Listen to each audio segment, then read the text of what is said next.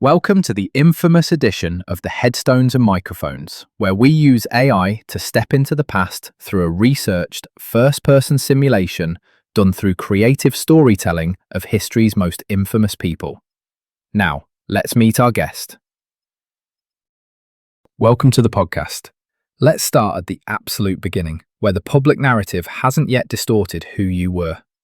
When and where were you born, and what was your given name? I was born on May 17, 1931, in the small town of Spur, Texas. My parents gave me the name Marshall Herf Applewhite. What was your hometown and home life like as a child? Growing up in Texas, my life revolved tightly around religion and community. My father was a dedicated Presbyterian minister, so our home life was structured, devout, and deeply rooted in faith. We moved around a bit as he established different churches, which meant I spent my childhood adjusting to new towns, but always finding stability within our strict religious family structure.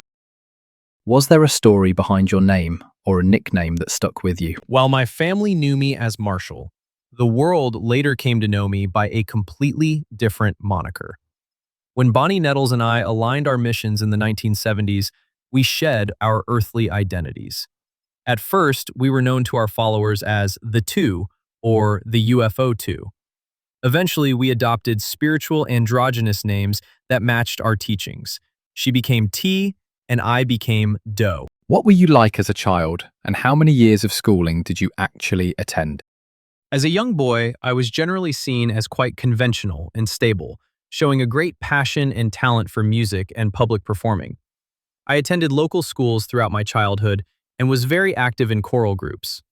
After high school, I committed to higher education, graduating from Austin College with a degree in philosophy in 1952. Following that, I entered the Union Theological Seminary in Virginia to study for the ministry, though I ultimately chose not to finish that degree. I eventually went on to earn a master's degree in music. Was there a specific moment when you realized you were fundamentally different from everyone else? The true realization didn't crystallize until March of 1972, when I met Bonnie Nettles. Prior to that, I had faced severe personal and professional setbacks, including losing my position as a music director at the University of St. Thomas. I was battling deep bouts of depression. When Bonnie and I crossed paths, I felt an instant, overwhelming connection, as if I had known her for lifetimes. She convinced me that our meeting was foretold by extraterrestrials, and we came to the profound realization that we possessed higher-level minds and had been chosen to fulfill biblical prophecies as the two witnesses from the book of Revelation. What's a decision that changed everything for you, but felt small at the time? In 1973, Bonnie and I made the decision to completely abandon our old conventional lives, to travel across the country and preach our new spiritual philosophy. At the time, it felt like a necessary, personal step toward our higher calling. But that single choice to break away from standard society set off the entire chain of events that formed our movement. Let's talk about your early run-ins with the law. Before the world knew your name for your most infamous actions, what was your very first arrest or interaction with law enforcement, and what were the consequences? Our early travels were financially difficult. In mid-1974, we gained our first official follower, a woman named Sharon Morgan. After about a month, she decided to return to her family, but we kept her credit cards. Bonnie and I were subsequently arrested and charged with credit card fraud. While those specific charges were eventually dropped because she had originally consented to their use, a routine police check during the incident revealed I was still in possession of a rental car I had failed to return from St. Louis 9 months prior. Because of that auto theft charge, I was convicted and spent 6 months in jail, primarily in Missouri, before being released in early 1975. At what moment did you realize your name would never be forgotten? It happened when our message finally began to break through to the public in the mid-1970s. After my release from jail, Bonnie and I organized a series of public lectures in places like California and Oregon. We began drawing small but intensely dedicated groups of followers who were willing to give up their families, possessions, and worldly identities to join us. Seeing the media and the public react with fascination, and sometimes fear, to our message of extraterrestrial transcendence, made it clear that what we were building would leave a permanent mark. Did fame make you more dangerous, or did it simply expose who you already were? From my perspective, the attention didn't alter my nature.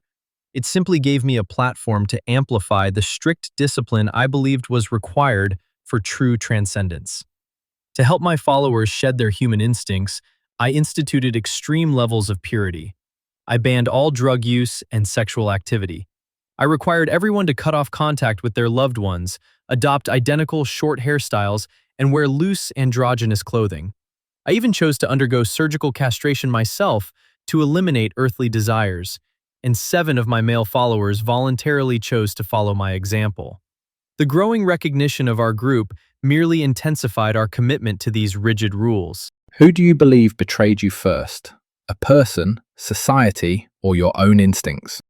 I came to believe that society and the earthly realm itself were the ultimate betrayers.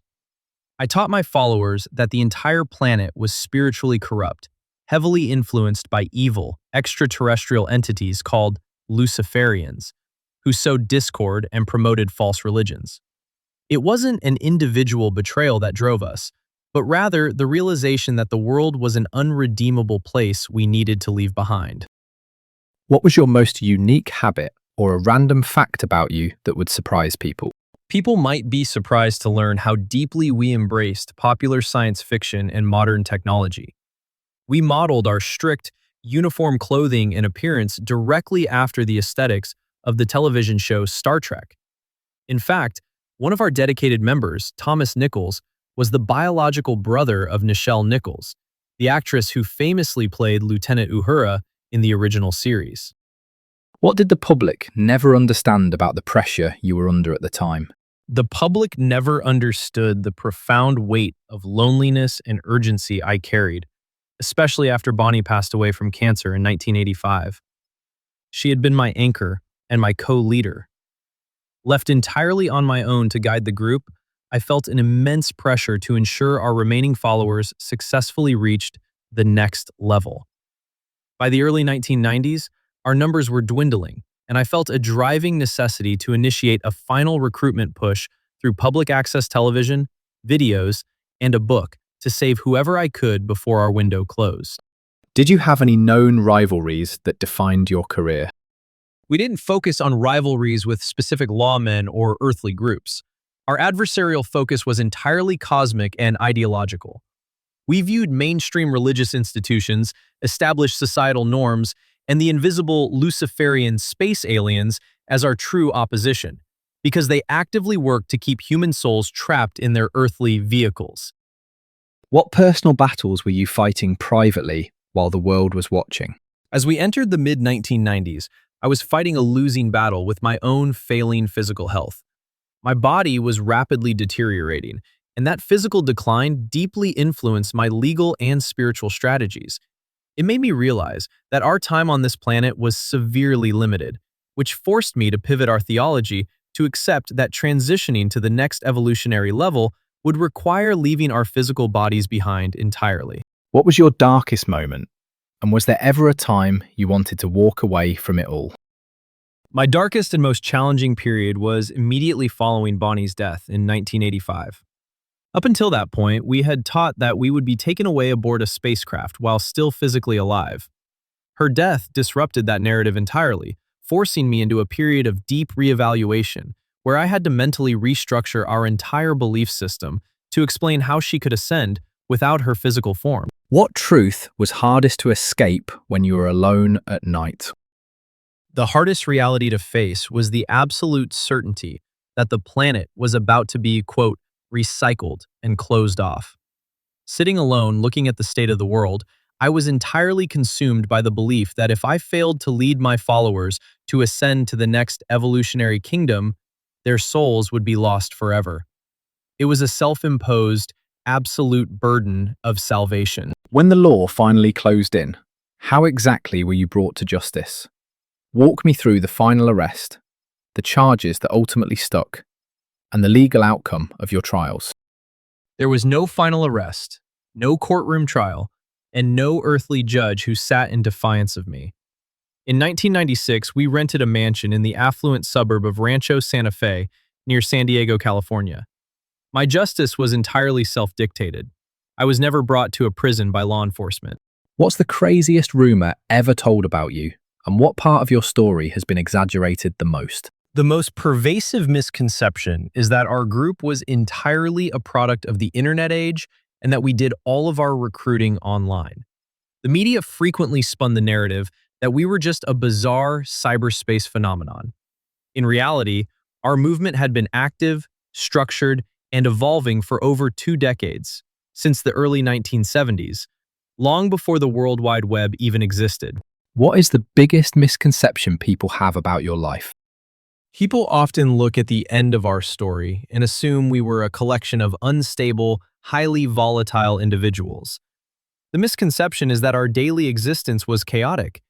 In truth, we functioned with an extreme level of domestic order, rationality, and meticulous planning in everything we did. What would surprise people most about your ordinary human side? People would likely be surprised by how practical and business-minded we were in our daily lives. In the 1990s, we operated a highly successful professional web design business called Higher Source. We built websites for numerous outside corporate clients, using our technological skills to completely fund our household and sustain our lifestyle independently. When, where, and how did you pass away? My life on this earth came to an end on March 26, 1997, inside our rented mansion in Rancho Santa Fe, California. I passed away alongside 38 of my followers. We systematically shed our physical bodies by ingesting a lethal mixture of phenobarbital and vodka, mixed into applesauce and pudding, to enable our souls to ascend. Was your downfall caused more by your own flaws or by the world changing around you? From my perspective, it wasn't a downfall at all, but a perfectly synchronized departure. The arrival of the Hale-Bopp comet in the night sky served as our definitive, undeniable sign. I believed a spacecraft was traveling directly behind that comet, and leaving our earthly forms was the only way to exit the planet before Heaven's Gate was closed to humanity. What past regrets did you carry with you to the end? If you could erase one decision from your life, would you? Or was it necessary to become who you were? Before our departure, I recorded final videotaped messages to leave behind for the world. In those tapes, there was no expression of regret or hesitation. I explicitly made it clear that leaving this world was the happiest, most anticipated decision we could make. And we went to our deaths willingly and with total certainty. What scared you more? Getting caught, losing power, or being forgotten? None of those earthly concepts frightened me. My singular, overriding fear near the end of my life was missing the arrival of the spacecraft. I was terrified of being left behind on a corrupt, doomed planet after the window for our evolutionary advancement slammed shut. When you look back now, do you see yourself as the villain, the hero, or something in between? I never viewed myself through the lens of a worldly villain or a traditional hero. I saw myself strictly as a chosen caretaker and an instructor. My final perspective was that of a pilot successfully guiding a willing crew away from a dying world and into the next level of existence. Do you have any closing remarks about the interview or the stories you shared that you would like to share with the listeners before signing off? Only that the choices made in life define the vessel you occupy. We believed we were choosing the only path to true evolution, leaving a temporary world behind for something permanent. And that wraps up another conversation from Beyond the Grave. Thanks for joining us on the Headstones and Microphones podcast. Remember, do better with the life you have been given and choose to do good in this life. Please help spread the word by sharing and following the pod.